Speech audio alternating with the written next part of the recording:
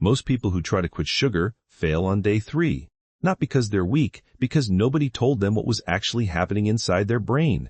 I know that feeling. You start strong. Day 1 feels almost easy. Day 2, a little harder. And then day 3 hits and it feels like your body is fighting against you. The headaches, the irritability, the fog, that relentless pull toward anything sweet. And you think, maybe I'm just not built for this, so you give in. And then you're right back where you started, feeling worse than before. Here's what you need to understand. That crash on day 3 is not a sign you're failing. It's a sign the process is working.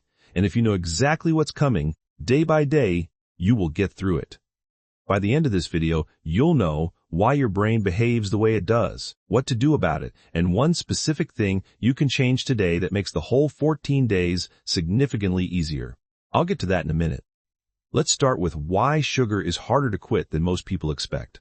It's not just about willpower. Sugar interacts with something called your reward system. The same neural pathways involved in nicotine, alcohol, and other addictions. Every time you eat sugar, your brain releases dopamine. That's the molecule associated with motivation and pleasure. The problem is, the more often that system is triggered, the less sensitive it becomes. Your brain starts down-regulating dopamine receptors, meaning it needs more sugar to feel the same effect.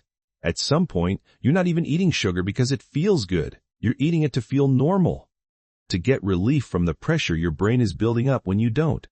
That pressure is real. It comes from cortisol and adrenaline, your stress hormones. Your body treats sugar withdrawal like a threat. It ramps up these hormones to make you uncomfortable enough to give in. That's not weakness. That's a survival mechanism that's completely out of context. There's also something else worth knowing. Sugar binds to proteins in your body in a process called glycation. This damages the proteins in your blood vessels, your arteries, your nerve endings. That's part of why long-term high sugar intake is linked to circulation problems and nerve damage, what's sometimes called peripheral neuropathy. And at a deeper level, chronic sugar consumption drives insulin resistance.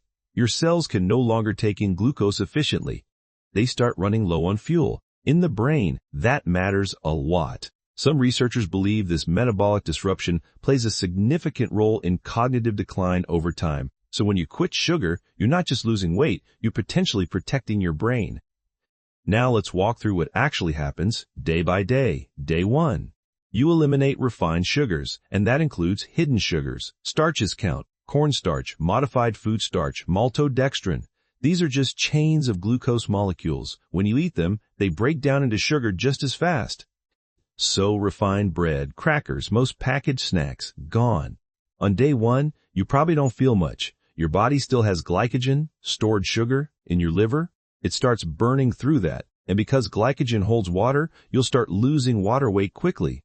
Some people lose several pounds in the first week. That's not fat, that's fluid, but it's a real signal that something is shifting. Day 2. The cravings start. Your insulin is dropping, your body needs fuel, and it hasn't fully switched over to burning fat yet. The enzymes and metabolic machinery needed for fat burning take a few days to upregulate, so there's a gap. Your body wants sugar, and the fat-burning engine isn't ready yet. Ride this out. The cravings are temporary. They feel permanent in the moment. They're not. Day 3 and 4. This is where most people quit, and now you understand why.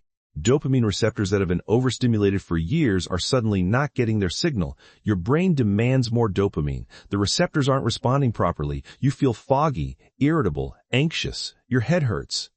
You're tired but wired. This is the withdrawal phase. It's real and it's measurable. It looks almost identical, neurologically, to what someone goes through when quitting smoking.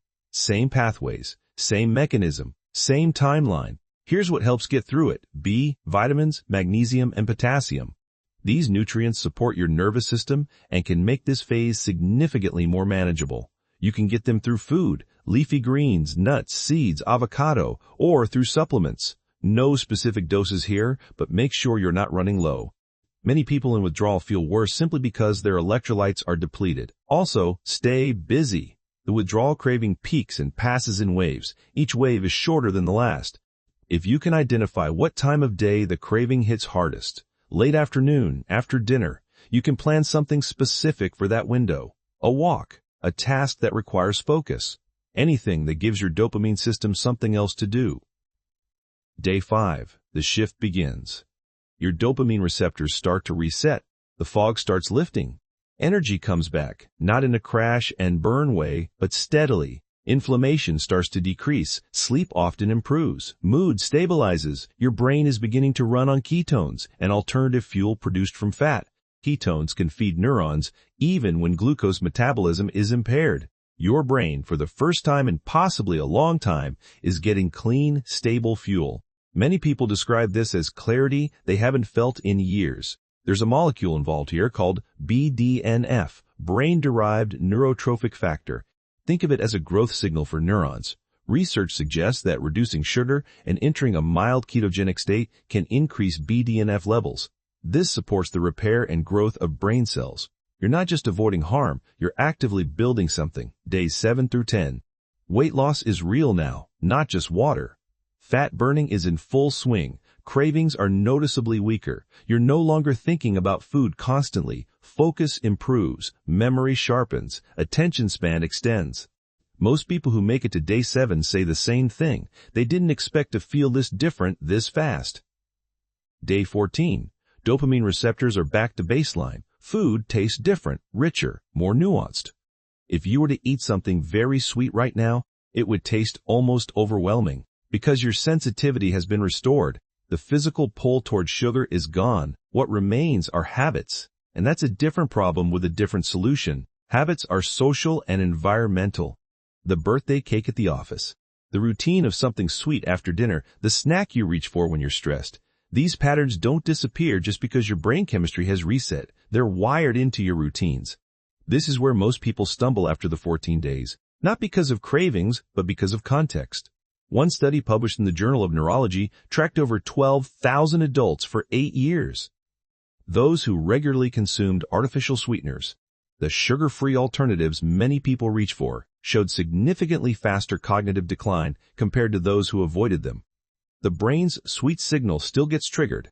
The expectation is set, and the metabolic confusion persists.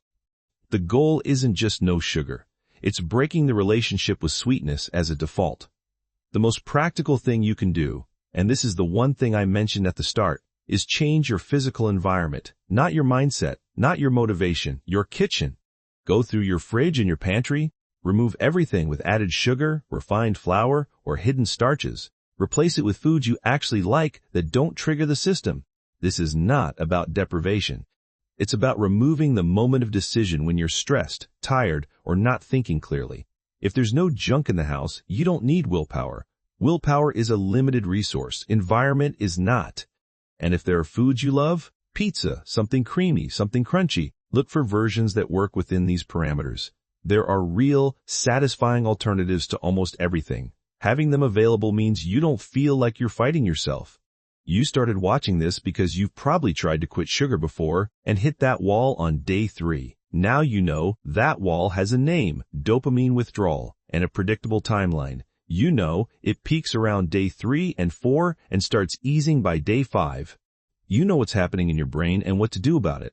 That changes everything. Knowledge isn't motivation on its own, but it takes the fear out of the process. And fear is what makes people quit. Tomorrow, do one thing, clean out one shelf, one drawer, start with the pantry.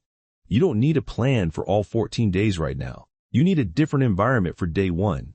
Which part of this is hardest for you? The physical withdrawal, the social situations, or the habits that come back under stress? Tell me in the comments. I read them. Next video, I'm going into intermittent fasting, specifically how to structure your eating window to make everything you just learned work even faster. That one is worth watching before you start. If this kind of content is useful to you, subscribe. I put a lot of work into making these as accurate and practical as possible. No fluff, no filler, just what actually works. Just a quick note, everything here is based on research and practical experience. It's not medical advice, and it's not a substitute for talking to your doctor, especially if you have a condition that involves blood sugar regulation. Take it as a starting point, not a prescription.